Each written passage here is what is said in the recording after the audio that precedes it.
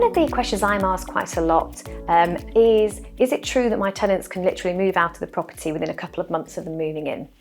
Yes, strictly speaking, under the Renters' Rights Act, they will be able to serve 2 months' notice in line with their rent payment date. So it'll likely be sort of 3 months by the time they've moved in and that first date has passed. So it is true that they have the right to move in and flexibly move out in a short period.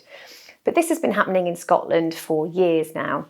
And whilst the average length of a tenancy will have shortened very slightly, it's still, a couple of years. So in terms of the real risk and the worry around that, it's not something that I would hugely focus on.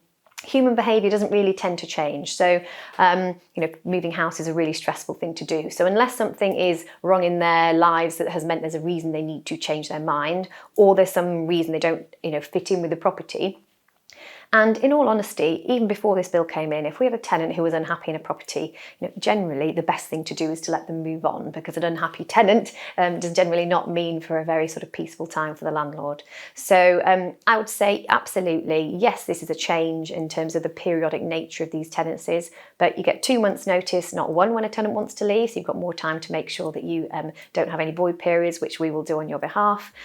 So really not something that I would materially worry about.